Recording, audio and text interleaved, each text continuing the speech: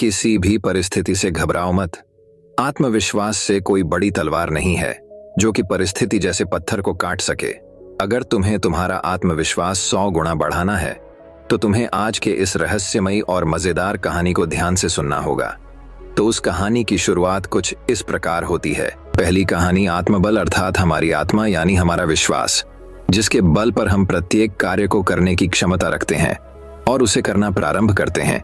जिसके पास आत्मबल की कमी होती है वह किसी विशेष कार्य को शुरू करने से पहले घबरा जाता है क्योंकि उसका साहस एकत्र नहीं हो पाता और उसे कार्य को शुरू करने में बहुत सारी परेशानियां नजर आती हैं। वहीं आत्मबल होने पर व्यक्ति को किसी भी चीज की परेशानी नजर नहीं आती, वह अपने कार्यों को करने में सफल रहता है। जब भी आत्मबल से परिपूर्ण व्यक्ति को कोई परेशानी या समस्या का सामना करना पड़ता है तो उसके दिमाग में उस समस्या के निवारण के लिए कुछ न कुछ अच्छे विचार आ ही जाते हैं।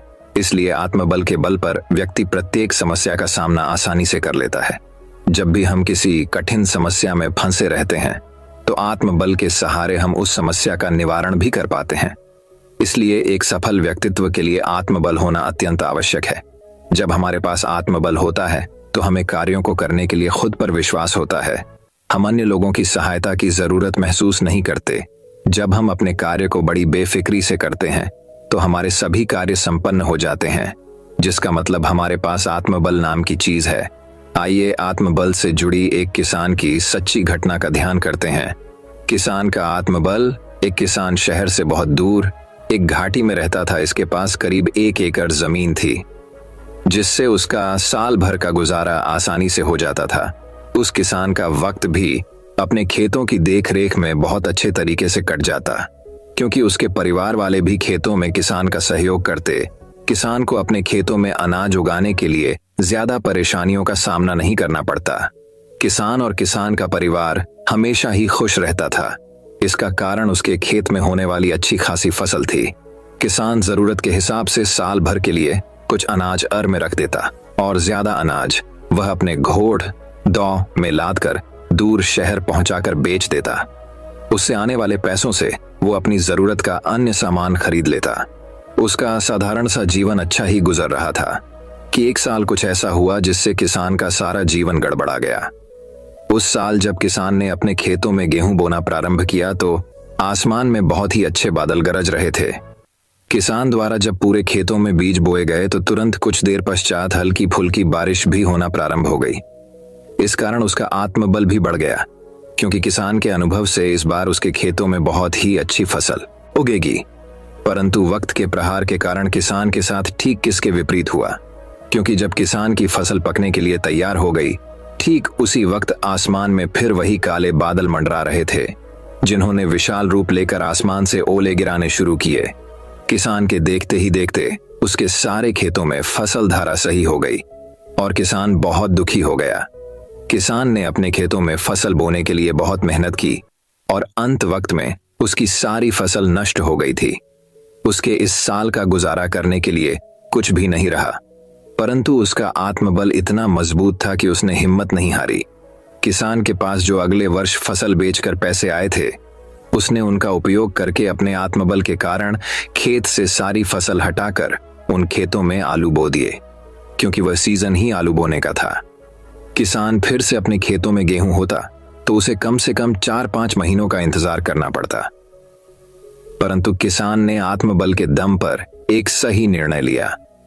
किसान इन 4-5 महीनों में आलू की फसल को तैयार करके उन्हें बेच देगा और आलू की फसल के बाद वह फिर से अपने खेत में गेहूं बो देगा। इस प्रकार किसान अपने आत्मबल के कारण बुरी परिस्थितियों का सामना कर पाता है और फिर से एक अच्छा भविष्य बना लेता है। सीख, हम आत्मबल के होते हुए प्रत्येक समस्याओं का सामना बड़ी ही आसानी से कर पाते हैं। इसलिए हमें हमेशा कार्य को करते वक्त धैर्य और आत्मविश्वास रखना चाहिए। इस कारण हमारा आत्मबल बढ़ पाता है क्योंकि हर एक समस्या का कोई ना कोई हल होता है, बस उसे ढूंढने की जरूरत पड़ती है जो आत्मबल के होते हुए मिल ही जाता है। अब यहाँ एक मुख्य प्रश्न आता है कि हम किस तरह अपने आत्मबल में वृद्धि कर सकते हैं। इस प्रश्न के जवाब में अब हम इस वीडियो में अपना आत्मबल बढ़ाने के लिए कुछ महत्वपूर्ण बातों पर गौर करेंगे जिन्हें जानकर आप आसानी से अपना आत्मबल बढ़ा सकते हैं और एक सफल व्यक्तित्व की कल्पना कर सकते हैं। कोई भी व्यक्ति अपना आत्मबल कैसे बढ़ाए?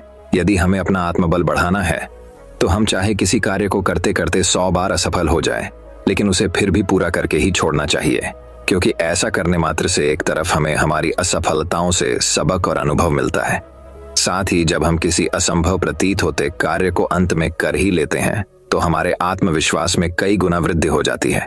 इस कारण हम प्रत्येक कार्य को आसानी से कर पाते हैं। यही कारण है हमारे आत्मबल को बढ़ाने के लिए हमें कभी भी किसी कार्य को करते वक्त हार नहीं माननी चाहिए। भले ही हम उस कार्य को करते करते असफल हो जाए, लेकिन एक न एक वक्त ऐसा जरूर आता है जब हम उस कार्य को बड़ आसानी से कर पाते हैं। पहला विचार, जब भी हम खाली बैठे रहते हैं हमें कुछ ऐसे कार्य करने चाहिए जो हमें आते ही नहीं, क्योंकि ऐसा करने से हमारे वक्त का सदुपयोग तो होता ही है, परंतु उस कार्य को करने से भी हमें बहुत कुछ सीखने को मिलता है। यदि हम उस कार्य को बिना सीखे ही पूरा कर लें तो हमारा आत्मबल बढ़ जाता है, उसकी कोई सीमा नहीं रहती। संक्षेप में कहें तो जब हम किसी कार्य को सफलतापूर्वक कर पाते हैं तब हमारा आत्मबल बढ़ता है, और हमें अपने आत्मबल को बढ़ाने के लिए भी प्रत्येक कार्य को तब तक करना चाहिए जब तक हम उसमें सफल न हो सके। यह ऐसी कुछ चीजें हैं जिनसे हमारा आत्मबल बढ़ता है। पहला विचार, हमें असफल होने के बाद भी हार नहीं माननी चाहिए। दूसरा विचार, प्रत्येक असफलता स्वीकार करनी चाहिए। तीसरा विचार, जब तक सफल नहीं होते तब तक किसी भी कार्य को छोड़ना नहीं चाहिए। चौथा विचार, हर वक्त कुछ न कुछ सीखते रहना चाहिए। पांचवा विचार, सफल लोगों की जीवनी पढ़नी चाहिए। छठा विचार, खुद की मेहनत पर विश्वास होना चाहिए। तो अब चलिए जानते हैं हम अपना आत्मबल कैसे बढ़ाएं। अपना आत्मबल बढ़ाने का सबसे बड़ा और सरल उदाहरण है अपनी पसंद के कार्यों को करना, जिसके कारण हम अपने आत्मबल को बढ़ा सकते हैं, क्योंकि इससे एक तो हम अपने पसंद के कार्यों को बड़ा आसानी से कर पाते हैं, जिससे हमारा मन प्रसन्न रहता है, और यदि हम अपने पसंद के कार्यों में ही सफल हो जाते हैं तो हमारा आत्मबल बढ़ने लगता है। हम उस क्षेत्र में अपनी रुचि दिखाने लगते हैं। पसंद के कार्यों को करने में आत्मबल अत्यधिक तेजी के साथ हमारे मन में समाहित होने लगता है, जिससे दूसरे कार्यों को करने में भी हमें आसानी महसूस होती है। साथ ही अगर हम अपने कार्य क्षेत्र में ऐसे लोगों की मदद करते हैं जो अपने कार्यों को करने में असफल रह जाते हैं तो हमें दुगनी प्रसन्नता होती है। हमारी प्रसन्नता ही मुख्य कारण है जिसके कारण हमारा आत्मबल बढ़ सके। दूसरा, हमें हमेशा अपनी असफलताओं को भी स्वीकार करना चाहिए, क्योंकि जब हम एक बार असफल होते हैं तो दूसरी बार हमें उस कार्य को सुधारने का मौका मिल पाता है। इसके कारण वह कार्य पहले से बेहतर हो जाता है और हमारा मन अत्यधिक खुश होने लगता है। हमें अपनी खुशी के साथ साथ अन्य लोगों की खुशी का ध्यान देना चाहिए, क्योंकि कभी कभी हम अपनी खुशी के लिए अन्य लोगों को नुकसान पहुंचा देते हैं। फिर हमारा मन भी उन लोगों के दुखों को देखकर अत्यधिक दुखी हो जाता है। इसलिए हमें अपने कार्यों को करने वक्त हमेशा यह ध्यान रखना चाहिए कि हमारी छोटी छोटी खुशियों के लिए किसी अन्य लोगों को दुख न पहुंच सके। तीसरा, हमारा सबसे ज्यादा आत्मविश्वास तब बढ़ता है जब हम किसी कार्य में असफल होने के बाद सफल होते हैं। लगातार सफलता से हमें अनुभव मिल सकते हैं कि हमें किस प्रकार सफल होना है, परंतु जब हम असफल होने के बाद सफल होते हैं तो हमारा आत्मविश्वास बढ़ जाता है और हम नए कार्य को करने की जिज्ञासा जताते हैं। सीख, हमें इस कहानी से यह सीख मिलती है कि अपना आत्मबल बढ़ाने के लिए अच्छे से अच्छे कार्य में ध्यान देना चाहिए। प्रत्येक कार्य पूरा करने का लक्ष्य रखना चाहिए। जब हम किसी कार्य को पूरा करते हैं तो तुरंत उसके पश्चात हमें खुद पर विश्वास होने लगता है, जिसके कारण हमारा आत्मबल भी बढ़ता है और हमें हमारी आत्मा द्वारा आत्मसम्मान भी मिलता है, जिससे हम आने वाले समय में और भी अच्छे कार्यों के लिए प्रेरित होते हैं। तो दर्शकों, चलिए अब हमारे दूसरे कहानी की शुरुआत करते हैं। दूसरी कहानी, आत्मविश्वास पर कहानी। जादुई तलवार। आश्रम में आज फिर से तलवारबाजी सिखाई जा रही थी और रोज ही की तरह धीरेंद्र अपने अंदर के डर के कारण तलवार नहीं चला पा रहा था। गुरुजी ने उसे बहुत बार समझाया कि जब तक वह अपने अंदर के डर को बाहर नहीं निकाल देता तब तक वह तलवारबाजी नहीं कर सकता। लेकिन क्या स्वभाव बदलना इतना ही आसान होता है?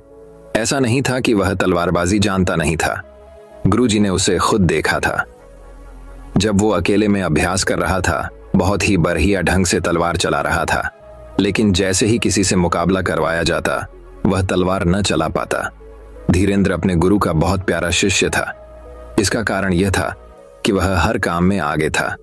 बस अगर उसमें कोई कमी थी तो वो ये कि वह अब तक मुकाबले में तलवार चलानी नहीं सीख पाया था। जब भी वह तलवार चलानी सीखने जाता तब तब सामने वाले के हाथों में तलवार देखकर उसके पसीने छूट जाते, उसके हाथ कांपने लगते।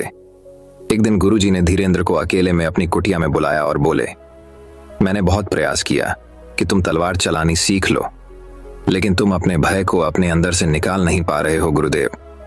मैं खुद नहीं समझ पा रहा हूं कि ऐसा क्यों होता है।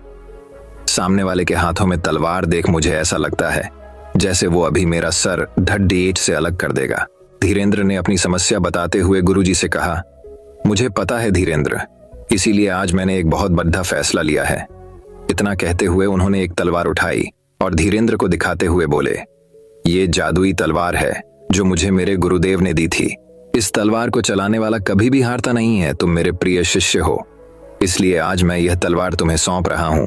आशा करता हूं ये तुम्हारे काम आएगी। गुरुजी धीरेंद्र को तलवार दे देते हैं और ये बात पूरे आश्रम में फैल जाती है कि गुरुदेव ने धीरेंद्र को जादुई तलवार दी है। अगले दिन जब धीरेंद्र वह जादुई तलवार लेकर अभ्यास करने जाता है तो सब देखकर हैरान रह जाते हैं। यह धीरेंद्र पुराना धीरेंद्र नहीं था, उसके अंदर आज एक अलग ही जोश था।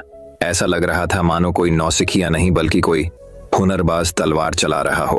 कारण सब जानते थे, आज धीरेंद्र के पास जादुई तलवार जो थी। धीरेंद्र एक पल के लिए घबराया जरूर था, लेकिन उसे गुरु की बात याद आ गई कि इस तलवार को चलने वाला कभी हारता नहीं। अभ्यास समाप्त हुआ, फिर भी सब शांत ही। खड्डीरे थे, आज तुम्हारी मेहनत रंग लाई। सबसे आगे खड्डे गुरुजी ने धीरेंद्र की प्रशंसा करते हुए कहा, लेकिन गुरुदेव कमाल तो जादुई तलवार का था जो आपने धीरेंद्र को दी है। गुरुजी को रोकते हुए वहां खड्डे शिष्यों में से एक ने कहा, जादुई तलवार? कौन सी जादुई तलवार? ये कोई जादुई तलवार नहीं है। हाँ, ये मैंने दी जरूर है, लेकिन इसमें कोई जादू नहीं है। अगर आज कोई जादू हुआ है तो वो है धीरेंद्र के अंदर से डर का छू मंत्र होना। क्या मतलब ये कि ये तलवार प्राप्त कर धीरेंद्र को यह लगने लगा कि यह जादुई तलवार है, लेकिन ऐसा कुछ था ही नहीं। धीरेंद्र ने बस मेरे बोले गए शब्दों पर विश्वास किया, और अगर सच्चाई देखी जाए तो जादू तलवार में नहीं, मेरे शब्दों में था, जिसने धीरेंद्र को भयमुक्त बना दिया। अब असली बात सबको समझ आ गई थी। तो दोस्तों, इसी तरह हमारे जीवन में भी अगर कोई जादू होता है तो हमारे अंदर ही होता है, हमारे शब्दों में होता है। कई बार हमारे शब्द ही किसी का जीवन बदल देते हैं। हमारे शब्द किसी निराश व्यक्ति में जीने का एक नया विश्वास भर सकते हैं। यदि आज जरूरत है तो बस दूसरों को वो जादुई तलवार थमाने की, जिससे वो अपनी समस्याओं को दूर कर जीवन में आगे बढ़ सकें। वो जादुई तलवार और कुछ नहीं बल्कि आपके शब्द ही हैं, जो किसी का आत्मविश्वास बढ़ाकर उससे वो भी करवा सकते हैं जो लोगों को असंभव लगता है। ये आत्मविश्वास पर कहानी आपको कैसी लगी? अपने विचार हमें कमेंट बॉक्स के माध्यम से जरूर बताएं। तो दर्शकों, चलिए अब हमारे तीसरी कहानी की शुरुआत करते हैं। तीसरी कहानी, पुराने समय में एक राजा के पड़ोसी राज्य उसका राजपाट हड़पना चाहते थे। इसके लिए शत्रु राज्यों ने राजा के दूसरे शत्रुओं को अपने साथ मिला लिया और आक्रमण करने के लिए सेनाएं बुला ली। सभी शत्रु एक साथ आ गए थे, इस कारण इनकी सेना बहुत बड़ी हो गई थी। जब ये बात राजा को मालूम हुई तो वह घबरा गया। राजा तुरंत ही अपने सेनापति के पास पहुंचा। सेनापति भी डरा हुआ था। सेनापति ने जब शत्रुओं की सेना के बारे में सुना तो उसने राजा से कहा कि अब हमारी हार तय है। शत्रुओं की संख्या काफी अधिक है, हमारी सेना इनका सामना नहीं कर पाएगी। हमें पहले ही हार मान लेनी चाहिए। ऐसा करने से सभी के प्राण बच जाएंगे। ये बातें सुनकर राजा की चिंता और बढ़ गई। वह तुरंत ही अपने गुरु के पास पहुंचा। गुरु बहुत विद्वान संत थे। राजा ने गुरु को पूरी बात बताई। संत बोले कि राजन, सबसे पहले तो उस सेनापति को कारागार में डाल देना चाहिए। सेनापति का काम होता है सेना का उत्साह बढ़ाए, लेकिन ये तो सेना का मनोबल ही कमजोर कर रहा है। राजा ने पूछा कि अगर हम सेनापति को जेल में डाल देंगे तो सेनापति किसे बनाएंगे? गुरु ने कहा कि तुम्हारी सेना का प्रतिनिधित्व मैं करूंगा, यानी अब से मैं सेनापति। ये सुनकर राजा को समझ नहीं आया कि क्या करे और क्या न करे, लेकिन गुरु की बात मानने के अलावा कोई और उपाय नहीं था। राजा ने संत की बात मानकर सेनापति को पद से हटा दिया। संत सेना के सामने पहुंचे और सेना को लेकर युद्ध लड़ने के लिए चल दिए। रास्ते में एक मंदिर आया तो संत ने कहा कि कुछ देर रुको, मैं भगवान से पूछकर आता हूं। हमें इस युद्ध में जीत मिलेगी या नहीं। ये बात सुनकर सेना हैरान थी कि पत्थर की मूर्ति भला कैसे जवाब देगी, लेकिन संत के बारे में सभी जानते थे कि ये वर्षों से पूजा पाठ कर रहे हैं, तो संभव है कि भगवान से इनकी बातचीत होती होगी। कुछ देर बाद संत वापस आए और उन्होंने सेना से कहा कि भगवान ने कहा है, अगर आज रात मंदिर में रोशनी दिखाई दे तो समझ लेना कि जीत तुम्हारी सेना की होगी। उस समय शाम होने वाली थी। पूरी सेना रात होने की प्रतीक्षा करने लगी। जब अंधेरा होने लगा तो सभी सैनिकों ने देखा कि मंदिर में रोशनी हो रही है। ये देखते ही पूरी सेना का मनोबल बढ़ गया और सभी कहने लगे कि भगवान भी हमारे साथ है, जीत हमारी ही होगी। अगले दिन पूरे मनोबल के साथ सेना शत्रुओं पर टूट पड़ी। कुछ ही दिनों में शत्रुओं की सेना की हालत बहुत ज्यादा खराब हो गई। कुछ सैनिक मैदान छोड़कर भाग गए और कुछ ने आत्मसमर्पण कर दिया। इस तरह राजा की सेना युद्ध जीत गई। युद्ध जीतने के बाद सेना अपने राज्य लौट रही थी तो रास्ते में वही मंदिर वापस आया। संत ने सैनिकों को बताया कि उस दिन मैंने यहाँ एक दीपक जलाया। दिन होने की वजह से दीपक की रोशनी दिखाई नहीं दी, लेकिन अंधेरा होने पर दीपक की रोशनी दिखने लगी तो आप सभी का मनोबल बढ़ गया और इसी मनोबल से हमें जीत मिली है। सीख, मन में उत्साह रहेगा तो कोई काम मुश्किल नहीं है। बड़े बड़े काम भी मनोबल के साथ करने पर सफल हो सकते हैं। इसीलिए हमेशा सकारात्मक रहें और नकारात्मक विचारों से बचें। तो दर्शकों, चलिए अब हमारे चौथे कहानी की शुरुआत करते हैं। चौथी कहानी, खतरा हमारी छिपी हुई हिम्मत की कुंजी है। खतरे में हम भय की सीमाओं से आगे बढ़ जाते हैं। आत्मविश्वास ही मनुष्य का सबसे विश्वसनीय मित्र है। गैलीलो झील के किनारे भीड़ लगी हुई थी। उस दिन मौसम कुछ ठीक नहीं था। कौन जाने तूफान कब आ जाए, इसलिए सभी यात्रियों में पार जाने के लिए आपाधापी मची थी। ज्यादातर लोग डरे सहमे से नाव में बैठे थे। अभी नावें झील के बीचों बीच ही पहुंच पाई थी कि अचानक तूफान जा गया। भयभीत लोगों के प्राण कंठ में आ गए। कितने ही भगवान से पार लगाने की दुआ मांगने लगे, पर ऐसा लगता था कि जैसे तूफान उनके इस कार्य से और क्रोधित हो उठा हो। तूफान का वेग निरंतर बढ़ता ही जा रहा था और अब तो झील का पानी भी कुलांचे मारने लगा था। सभी नावें बुरी तरह थरथराने लगीं। धीरे धीरे लहरों का वेग बढ़ता चला गया और अब पानी नावों के भीतर भी आने लग गया था। सभी यात्री अनहोनी की आशंका से भीतर तक कौप उठे। औरतें और बच्चे रोने लग गए। कोई कोई तो अपना अंतिम समय जानकर ईश्वर को याद करने लगे। इधर मल्लाह नाव को संभालने में ही अपनी पूरी ताकत खत्म किए जा रहे थे, पर नावें थी कि किसी भी तरह से मचलना बंद नहीं कर रही थी। कोई भी आदमी ऐसा न था जिसके उस खौफनाक मंजर को देखकर रोंगटे न खड़े हो गए हों। पर उस घनघोर तूफान और निराशा के निविड़ अंधकार के बीच एक व्यक्ति ऐसा भी था जो नाव के एक कोने में बिल्कुल शांत सोया पड़ा था। ऐसा प्रतीत होता था जैसे उसे दुनिया जहान की कोई खबर ही न हो। सभी की आंखें एकटक उसे ही देखें जा रही थीं। पास बैठे लोगों ने उसे झिंझोड़कर जगाया और उससे सारा माजरा कहा। सब सुनकर उसने लोगों से कहा, तो फिर इसमें घबराने की बात क्या है? तूफान तो अक्सर आते हैं, कभी कभी नाव भी डूब जाया करती है और इंसान भी मरते ही हैं। तुम लोग इतना क्यों डर रहे हो? नाव पर बैठे सभी लोग उस विचित्र आदमी की बात सुनकर सुन रह गए। किसी के मुंह से एक शब्द न निकला। उन्हें बहुत डरा हुआ देखकर फिर उस अलमस्त पाथरी ने कहा, दोस्तों, तुम्हें आखिर किस बात का भय है? तुम क्यों इस बात पर यकीन नहीं करते कि यह वाकन थोड़ी ही देर बाद शांत पड़ जाएगा? यकीनन तुम लोगों ने तूफान की ताकत को विश्वास की ताकत से भी ज्यादा बड़ा मान लिया है। अगर तुम्हें यकीन है तो यह तूफान इसी क्षण शांत हो जाएगा। डरे सहमे लोग एकटक उसका मुंह निहार रहे थे और वह अद्भुत यात्री बिल्कुल शांत और अविचल खड़ा था। सहयात्रियों पर एक तीक्ष्ण दृष्टि डालकर उसने अपनी आंखें बंद की और अपने अंत में उमड़ते विश्वास के सागर में उतारकर आदेश देते हुए कहा, शांत हो जाए अल्हड़ तूफाना। और इसी के साथ एक महान आश्चर्य घटित हुआ। वह भीषण तूफान जिसकी गर्जना से झील का पानी बल्लियों उछल रहा था और जो सभी नावों को लील जाने को बेताब था, अब बिल्कुल शांत पड़ गया था। नार्वे भी बिल्कुल स्थिर हो गई थीं। सभी लोगों की जान में जान आ गई। उनकी मुख मुद्रा से ऐसा प्रतीत हो रहा था जैसे कि आज उन्हें एक नया जीवन मिला हो और इसके साथ साथ उनके होंठों पर झलक रही थी उस अजनबी और अद्भुत मुसाफिर के प्रति श्रद्धापूर्ण कृतज्ञता जिसने आज उन्हें मझधार में डूबने से बचा लिया था। सभी लोगों के सोए हुए आत्मबल को जगाने के उद्देश्य से उस महापुरुष जीसस क्राइस्ट ने कहा, भाइयों, कैसी भी मुश्किलें क्यों ना आए, जिंदगी में कभी हौसला मत खोना। हमेशा याद रखना, किसी भी तूफान की ताकत तुम्हारे विश्वास की शक्ति से ज्यादा बढ़कर नहीं हो सकती। अपने दिल से हर तरह के डर को निकाल कर फेंक दो, तभी तुम आगे बढ़ सकते हो। सिर्फ तभी तुम खुद को जिंदा रख सकते हो, वरना मुसीबतों के तूफान तुम्हें कभी चैन से न जीने देंगे। धैर्य रखो और विश्वास की प्रचंड शक्ति से उनका डट कर मुकाबला करो, और फिर वे तुम्हारे देखते देखते ऐसे ही गायब हो जाएंगे जैसे अभी अभी यह तूफान शांत पड़ गया। पीड़ा अस्थायी होती है, लेकिन हिम्मत हार जाना स्थायी होता है। तो दर्शकों, चलिए अब हमारे 5वें कहानी की शुरुआत करते हैं। 5वीं कहानी, आत्मविश्वास को बनाकर रखिए, ऊंचाइयां आपके कदम चूमेंगी। संत ने युवक से कहा कि तुम्हें नौकरी भी मिल जाएगी और तुम सफल भी हो जाओगे। इसके लिए तुम्हें निराश होने की जरूरत नहीं, बल्कि और मेहनत करने की जरूरत है। युवक ने कहा कि मैं किसी योग्य नहीं हूं। एक नगर में एक युवक रहता था। वह वर्षों से जमकर मेहनत करता आ रहा था। कई वर्ष बीत गए, लेकिन युवक को सफलता नहीं मिली।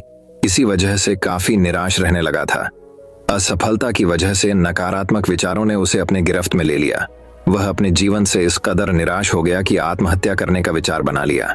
वह आत्महत्या करने के लिए जंगल जा रहा था। जंगल में अचानक से उसकी मुलाकात एक संत से हुई। संत ने युवक से पूछा कि तुम इस घनघोर जंगल में क्या कर रहे हो? युवक ने जवाब दिया कि मैं अपने जीवन में संघर्ष कर करके थक चुका हूं, मैं आत्महत्या करने जा रहा हूं। संत ने पूछा, तुम कितने दिनों से संघर्ष कर रहे हो? युवक ने जवाब दिया कि मुझे सालों के संघर्ष के बावजूद भी नौकरी नहीं मिली। संत ने युवक से कहा कि तुम्हें नौकरी भी मिल जाएगी और तुम सफल भी हो जाओगे। इसके लिए तुम्हें निराश होने की जरूरत नहीं, बल्कि और मेहनत करने की जरूरत है। युवक ने कहा कि मैं किसी योग्य नहीं हूं, मुझसे अब जिंदगी में कुछ भी नहीं हो सकता है। संत ने युवक की निराशा को देखकर उसे एक कहानी सुनाई। कहानी कुछ इस तरह है। एक बार एक बच्चे ने 2 पौधों को लगाया, एक बांस और एक नागफनी का पौधा लगाया। नागफनी में जल्द ही पत्तियां आ गईं, लेकिन 1 साल गुजर जाने के बाद भी बांस में कुछ नहीं हुआ। नागफनी का पौधा अब बहुत बढ़ गया था। बच्चे को बांस का पौधा देखकर निराशा हुई। 3रे और 4थे साल भी बांस के पौधे में कुछ नहीं हुआ। अब बच्चा पूरी तरह से निराश हो गया, लेकिन कुछ दिन बाद बांस के पौधे में अंकुर फूटे और देखते ही देखते बांस का पौधा बहुत बड़ा हो गया। बांस के पेड़ को अपनी जड़ों को मजबूत करने में 4 से 5 साल लग गए, तब जाकर बांस का पौधा बड़ा होना शुरू किया। संत ने युवक से कहा कि अभी आपके संघर्ष का समय है। पहले अपने जड़ों को मजबूत बनाओ, फिर देखो परिणाम क्या होगा। जैसे आपके जड़ मजबूत हो जाएंगे, आप बड़े से बड़े तूफान से टकरा जाएंगे। यह बात युवक को समझ आ गई। वह पुनः संघर्ष के मार्ग पर आगे बढ़ गया। इसीलिए दोस्तों, मुसीबत से घबराने की जरूरत नहीं है। मुश्किल से मुश्किल हालात का सामना डट के करना चाहिए। दोस्तों, मैं उम्मीद करता हूं कि यह कहानी सुनने से आपके जीवन में अच्छे बदलाव आए होंगे। आपको इस वीडियो से क्या सीखने मिला, ये कमेंट करके जरूर बताएं, और अपने परिवार, दोस्तों या आपके करीबी इंसान के साथ ये कहानी शेयर करके उन्हें भी इस ज्ञान से परिचित करवाएं।